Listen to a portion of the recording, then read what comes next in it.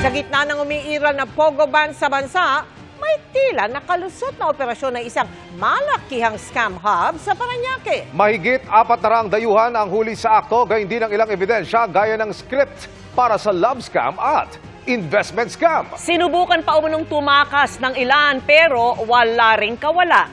Nakatutok si John Consulta.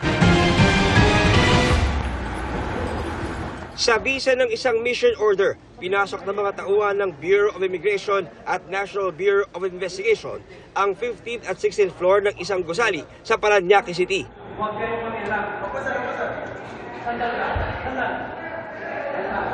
Bumungad ang mahigit 400 mga Chinese, Vietnamese, Indonesian at Myanmar nationals na subsob sa kanilang mga computers.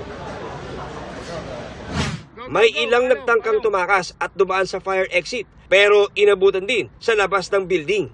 Ayon sa mga otoridad, isa raw itong malaking pogo scam hub.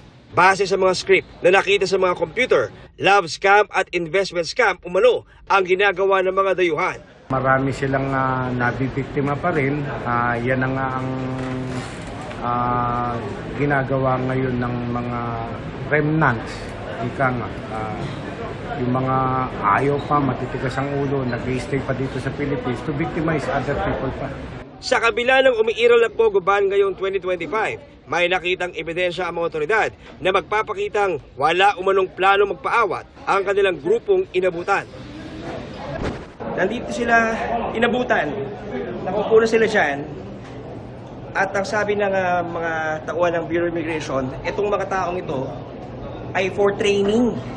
Sila ay mga bagong sasabak sa paggawa ng mga aktibidad sa Pogo. As of last count, 450 of different nationalities. They're mostly Chinese. Yung operations nila have been the subject of surveillance proceedings for quite some time. Hinihingan namin ng reaksyon ang mga nahuling dayuhan. Isinailalim na sila sa processing ng BI habang i-examine naman ng NBI ang mga nakumpiskang computer at cellphones ng ni-raid na Pogo Scam Hub. Hindi pa, kasi hindi pa nag-renew ng business permit as far as I know. So wala pa silang inspection sa lugar na yun. Ang ginawa nila doon ay ito sa old operation, nagsara kungari, binuksan ulit nila. Para sa GMA Integrated News, John Consulta, nakatutok 24 oras.